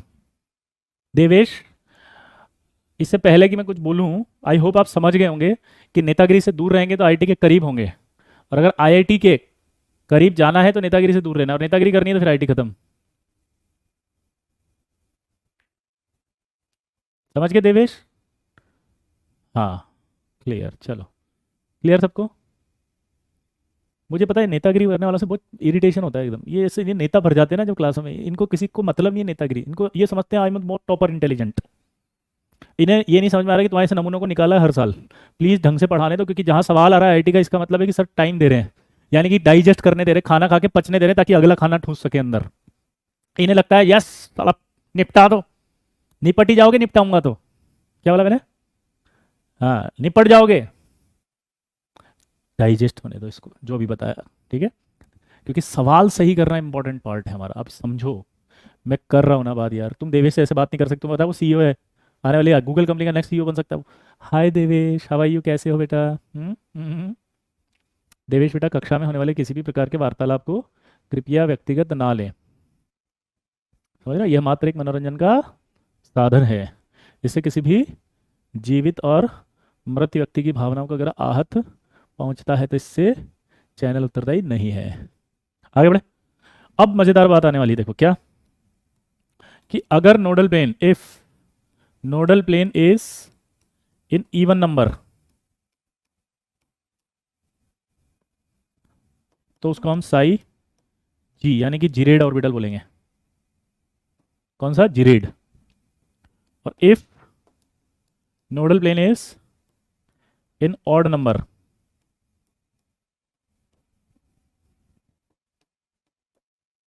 तो उसे साई अनजीरेड बोलेंगे।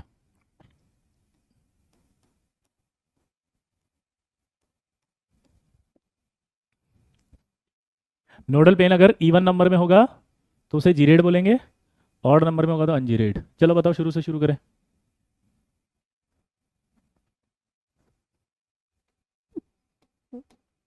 चलो जीरेड बताओ, इसमें कौन है? इवन नंबर वाला क्या होगा? जीरेड। ऑड नंबर वाला क्या होगा? अनजीरेड। जीरो जीरेड हो गया तो जीरेड आएगा जी। यहाँ देखो एंटी बॉन्डिंग अनजीरेड, बॉन्डिंग है तो जीरेड, एंटी बॉन्डिंग है तो अनजीरेड।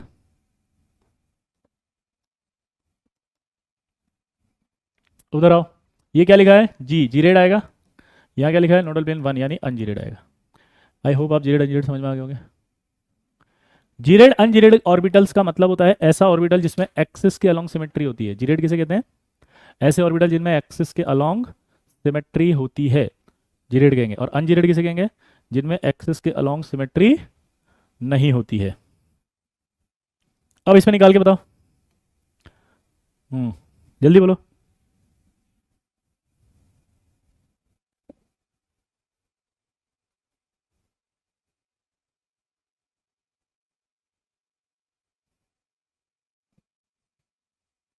यहां देखेंगे तो क्या आएगा?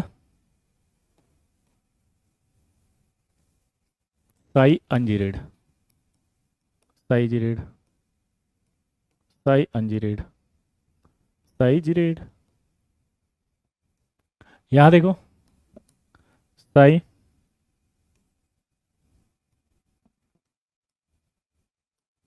Ungeared, Sai geared, Sai ungeared है। ये क्या हुआ? हाँ सॉरी, देखो उधर साई अनजीरेड, साई जीरेड, बस ये वाला तो अलग से लिख दिया अपन ने। आई होप आपको साई जीरेड अनजीरेड समझ में आ गया होगा। हम्म,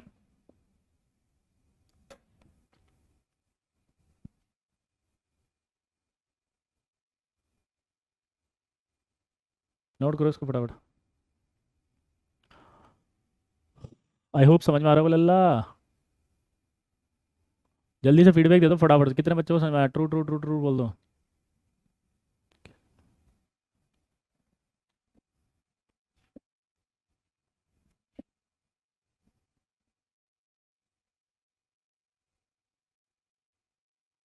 अब एक और चीज़ है, जब ऑर्गेनिक में आपको सेंटर ऑफ सिमेट्री पढ़ा दें सर, तो जीरेड का मतलब ऐसा होगा जिसमें सेंटर ऑफ सिमेट्री पाई जाएगी।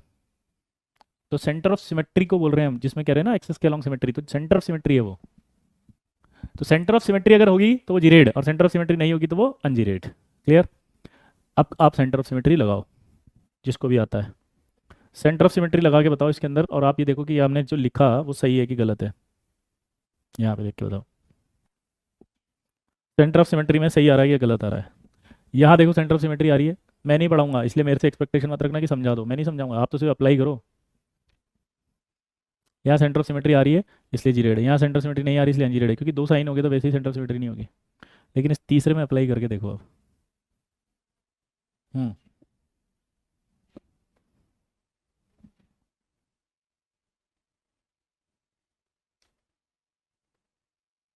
इसमें बताओ अब कि सेंटर ऑफ सिमेट्री है क्या। अगर सेंटर ऑफ सिमेट्री है तो वो जीरेड होगा, और सेंटर ऑफ सिमेट्री नहीं है तो जीरेड नहीं होगा। अब इस लॉजिक को इससे एक्सप्लेन करो।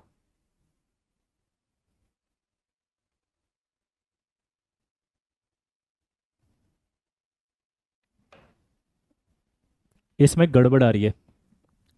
आप जब इसमें सेंटर ऑफ सिमेट्री लगाएंगे तो गड़बड़ आएगी, क्योंकि ये आंसर नहीं बनेगा।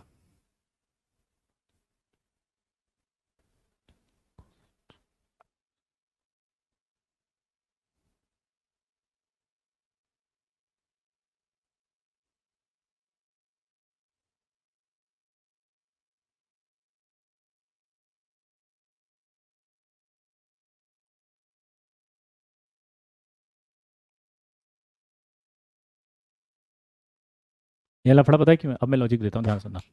बॉन्डिंग ऑर्बिटल की स्टेटमेंट वापस से पढ़ो, क्या थी? बॉन्डिंग मॉलिक्यूलर ऑर्बिटल वो होता था जिसके अंदर, जल्दी बोलो, बॉन्डिंग ऑर्बिटल वो होता था जिसमें इलेक्ट्रॉन की प्रोबेबिलिटी न्यूक्लियस के बीच में बढ़ती थी। That is bonding. ये फील लेनी है कि यहां पर इलेक्ट्रॉन की प्रोबेबिलिटी घटी है, this is not the part of bonding. तो अगर मैं इसको छुपाऊंगा तो आप देखोगे कि पहले जैसा दिख रहा है सारा का सारा, और पहले जैसा दिख रहा है तो जो पहले के लिए लिखे हुए वही आएगा इसके लिए भी। पहले में लिखा है बॉन्डिंग तो यहाँ भी बॉन्डिंग आएगा, पहले में लिखा है नोडल पेन जीरो तो यहाँ भी जीरो आएगा, पहले में लिखा है आपका जीरेड तो यह भी जीरेड ही आएगा, क्योंकि ये पार्ट कंसिडर नहीं होगा। क्या बोला जल्दी बताओ? ये पार्ट कंसिडर नहीं होगा जो छोटा है, क्योंकि बॉन्डिंग वो होता है जहां इलेक्ट्रॉन डेंसिटी बढ़ती है, घटती नहीं है। यहाँ घट गई, जो घट गई है वो पार्ट ही नहीं है बॉन्डिंग का। अब सेंटर ऑफ सिमेट्री लगा आ जाएगी। दिस इज द कॉन्सेप्ट, जिसकी वजह से आधे से ज़्यादा निपट जाते हैं। अगर आप सीओएस आता और ये लॉजिक पढ़ लेते तो मजा ही नहीं आता।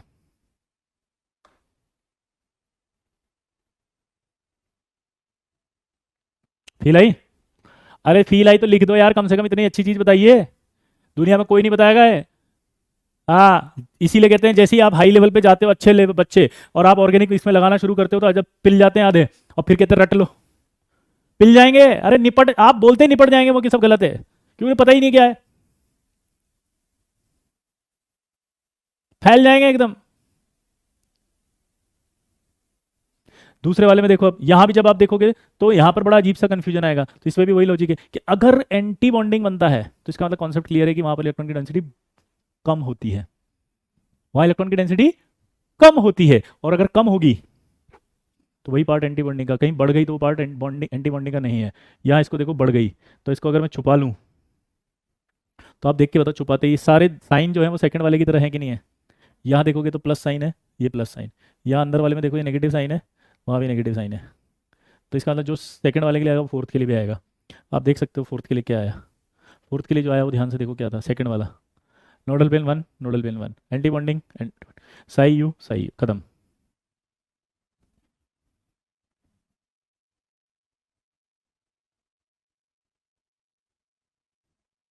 फील नहीं आ रही यार आपको? यहाँ पर देख के बताओ आप, यहाँ देखो प्लस प्लस आ रहा है। अगर ये प्लस प्लस आ रहा है तो क्या होगा,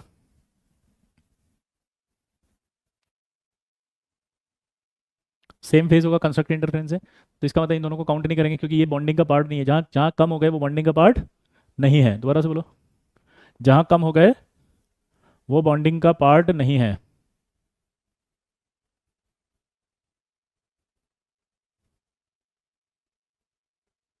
तो इसका मतलब ये दोनों छुपा दो, ये छुप गए। तो ये जो पहले आ रहा था वही आंसर आएगा। देखो नोडल पेन जीरो, साई जीरेट और बॉन्डिंग। दूसरे में आओ, यहाँ रिपल्सन है, रिपल्सन होगा तो एंटी बॉन्डिंग होगा। तो ये छोटा है, ये छोटा है, ये अगर छोटे हो गए तो क्या हुआ,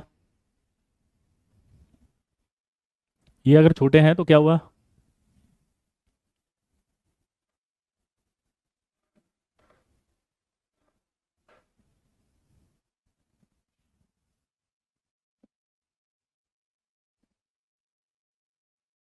जो बड़े हो गए उसमें काउंटिंग में आएंगे नहीं। तो इसको छुपा दो, उसको छुपा दो। देखो आप सेकंड वाले की तरह दिख रहा होगा, प्लस माइनस, तो ये एंटी बॉन्डिंग आएगा, नॉट काउंटेड। फील आई कि नहीं आई ये बताओ ईमानदारी से अब। तो आज के बाद आपको कोई भी बोले जीरेड अनजीरेड, उसकी फील ले सकते हो आप। सिमेट्री कौन सी देखनी, सेंटर ऑफ सिमेट्री कैसे देखनी है वो समझ में आ गया। एक्सेलेंट, इजी गोइंग, क्लियरिटी से आ गया। हाँ या ना। अब तीसरा एक और होता है नॉन बॉन्डिंग।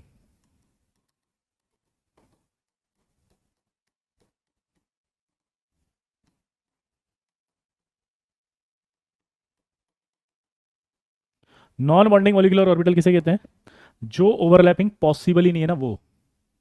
कैसे, देखो ये आपका एस ऑर्बिटल है, ये मैंने पी ऑर्बिटल बनाया, और हमने कहा कि if x axis internuclear axis है, यानी कि इनकी बॉन्डिंग किस पर है, एक्स एक्सिस पर। तो यानी कि एक्स एक्सिस पर इसको मिलाएं तो ये या तो पी वाई दिया है एग्जामिनर ने, या पी जेड दिया है ना। तो जब इन दोनों को मिलाएंगे तो ये आपस में प्लस प्लस है और ये प्लस माइनस है। इसको ऐसे समझना है कि ये प्लस प्लस मतलब कंस्ट्रक्टिव, प्लस माइनस मतलब डिस्ट्रक्टिव। तो अगर एक ही जगह डिस्ट्रक्टिव और कंस्ट्रक्टिव दोनों हैं तो नेट जीरो होगा नहीं होगा। अगर ये जीरो हो गया तो ये नॉन बॉन्डिंग हो गया।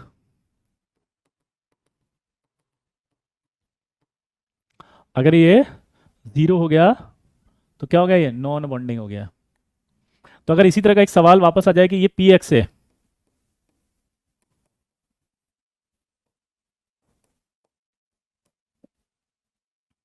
और ये पी वाई है, this is the P x, ये पी वाई या पी जेड हो सकता है। अब बताओ फटाफट से। हाँ एक्स पे ही ले रहे हैं ना, ये लिख के दिया एक्सिस, तो एक्स एक्सिस पे ही होगा। तो एक्स एक्सिस पे तो ये तो तीनों एक्सिस पे है, पी वाई तो उसके परपेंडिकुलर ही होगा ना। वापस मिलाओ इनको, मिला के देखोगे तो ये ऐसे मिलेगा। तो ऐसे मिलेगा तो फिर से क्या हुआ, प्लस प्लस और प्लस माइनस।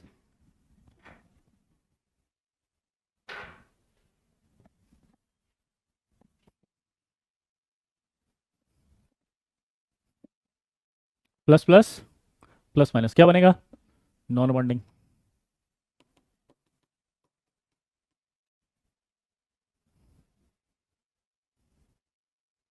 अगला देखो, अब चेंज करते हैं कि if Z is internuclear axis, if Z is internuclear axis, तो बताओ ये आपको दिया उसने एग्जामिनर ने डी एक्स वाई,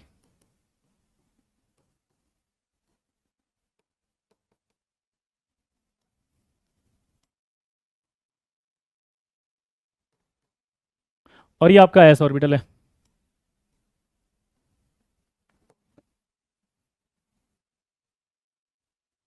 अब ये बताओ क्या बनाएगा। देखो ये एक्स हो गया, ये वाई हो गया, तो तीन एक्सिस को 3D में देखना सीखो।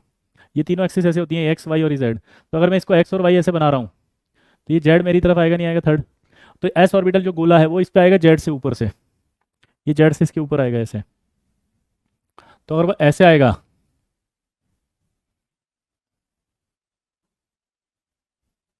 तो ये ऐसे होगा।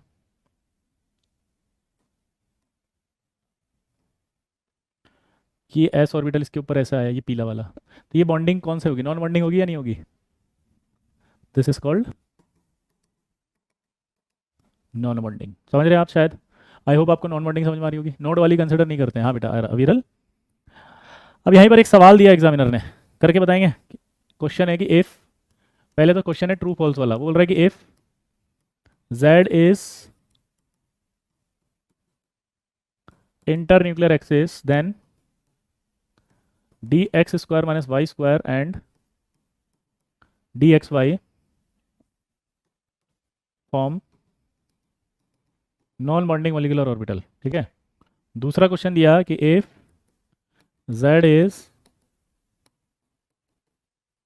Internuclear axis then dx square minus y square और dxy फॉर्म नॉन बॉन्डिंग। अब मुझे बताओ इस स्टेटमेंट में ट्रू और फॉल्स, ट्रू और फॉल्स। चलो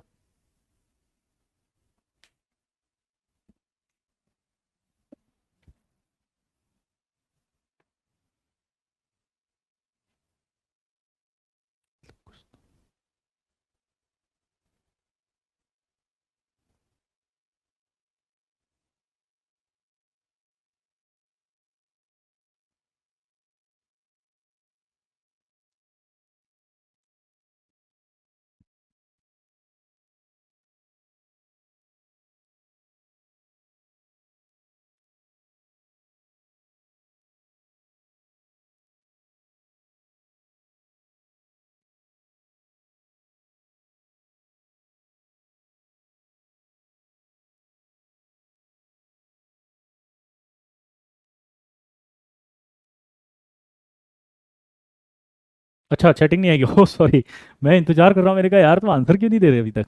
ओके, तो मुझे बताना पड़ेगा। देखो इधर मजेदार सवाल है। जेड इंटरन्यूक्लियर एक्सिस से आपको सबसे पहला डाउट आ रहा होगा कि सर सेम सवाल है। तो दोस्तों यहाँ बता दूं ये सेम सवाल नहीं है, यही आईटी है। देखो इधर यहाँ लिखा है और, यहाँ लिखा एंड। एंड का हिंदी का मतलब होता है इन दोनों के बीच में, यानी कि d x square minus y square तथा डी एक्स वाई, यानी इन दोनों के अंदर ओवरलैपिंग होगी।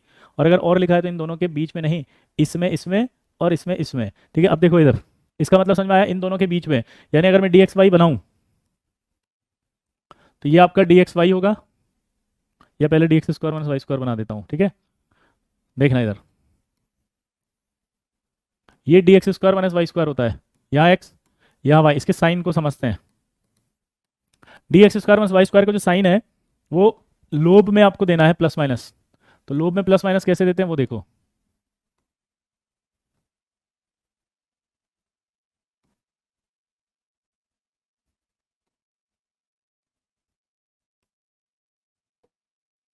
अगर आप ये लोब को देखो तो एक्स एक्सिस पर है, ये वाली लोब एक्स एक्सिस पर है, तो यहाँ एक्स पुट करो तो एक्स की वैल्यू पॉजिटिव आएगी, पॉजिटिव का स्क्वायर करोगे तो पॉजिटिव। और ये लोब वाई पर नहीं है, इसका मतलब वाई की वैल्यू जीरो आएगी, तो यानी पॉजिटिव और ये जीरो। तो यहाँ साइन कौन सा बना, पॉजिटिव साइन बना इस लोब का। अब इधर आओ, ये वाली लोब वाई पर है तो वाई पर पॉजिटिव करेंगे। ये जो वाई है इस वाई पर पॉजिटिव है,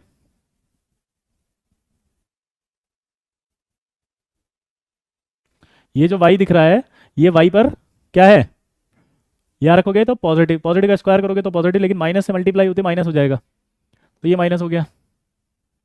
यहाँ देखोगे तो ये माइनस एक्स बनेगा और ये माइनस वाई बनेगा, है ना। ये आपका माइनस एक्स बन गया अब ये पुट करो माइनस एक्स से, तो यहाँ पे माइनस स्क्वायर करेंगे तो प्लस बन जाएगा वापस से, और ये वाई की वैल्यू जीरो आएगी क्योंकि ये वाई पर है ही नहीं, तो वापस से माइनस माइनस प्लस हो गया। ये वाई है, माइनस करा, स्क्वायर करा माइनस का तो प्लस, लेकिन माइनस से मल्टीप्लाई हो तो फिर से माइनस हो गया। तो ये साइन होते हैं इसके, प्लस प्लस और माइनस माइनस। अब ये एक्स है, ये वाई है, तो जेड कहाँ होगा, बाहर की तरफ यहाँ पे, ठीक है। अब एक्स और वाई कहाँ होते हैं, एक्स और वाई इनके बीच में होंगे, यानी कि ये यहाँ आएगा, यहाँ आएगा, यहाँ आएगा, तो ये ओवरलैपिंग हुई कहाँ है, तो बीच में आ रहे हैं, तो इसलिए नॉन बॉन्डिंग बनेगा, ठीक है। लेकिन अगर आपसे कहा अगले वाले सवाल में, ध्यान से सुनना, अब अगला सवाल क्या था, और लिखा हुआ है, और का मतलब है या तो ये करें आपस में दोनों, और या फिर ये दोनों आपस में करें। तो अगर ये दोनों करते हैं तो ये एक्स है, ये वाई है, जेड इंटरन्यूक्लियर एक्सिस बाहर की तरफ है, ये जो है जेड एक्सिस बाहर की तरफ, यानी वो इसके ऊपर आएगा, ऐसे जेड से आएगा, dx y ही आएगा ऊपर। तो दो तरह से आ सकता है, अभी अपन ने पढ़ा था, एक तो सेम फेज में और एक अपोजिट फेज में।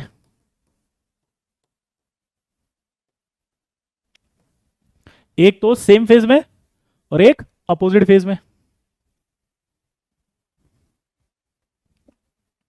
तो सेम फेज में जब आएगा तो डेल्टा बॉन्डिंग बनेगी, क्योंकि चार लोब जब एक साथ मिलती हैं डी की, तो 11th में पढ़ा था हमने, डेल्टा बॉन्ड कहा जाता है। जिन्होंने नहीं पढ़ा 11th की क्लास करना, उसमें हम पढ़ाएंगे डेल्टा बॉन्डिंग। और जिनको नहीं पता वो मैं बोल देता हूँ कि जब चारों डी ऑर्बिटल्स की लोब एक साथ ओवरलैपिंग करती हैं तो वो डेल्टा बॉन्डिंग कहलाती है, डेल्टा बॉन्डिंग। अब अपोजिट फेज में तो रिपल्शन होगा, तो एंटी बॉन्डिंग बनेगा, डेल्टा एंटी बॉन्डिंग, ठीक है। अब देखो नोडल पेन निकालने के लिए सवाल आएगा, एक ये न्यूक्लियस है, एक नोडल पेन, तो ये का ये आ गया, ऐसा कैसे ही।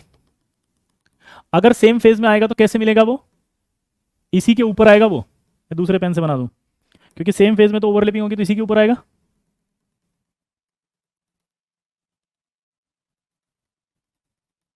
ये सेम फेज में आएगा तो इसी के ऊपर आया, तो नोडल पेन दो ही होंगे, एक ये वाला, एक ये वाला।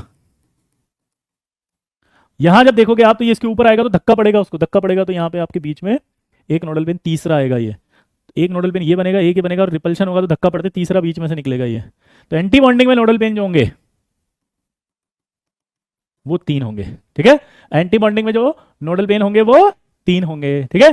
चलिए भाई दोस्तों, आई होप आपको bonding, anti bonding, non bonding समझ में आ गया। बहुत अच्छा सवाल है, जी एडवांस में आते हैं ये दोनों सवाल। अगली क्लास में हम पढ़ेंगे energy level diagram of O2 molecule, ठीक है। बाय।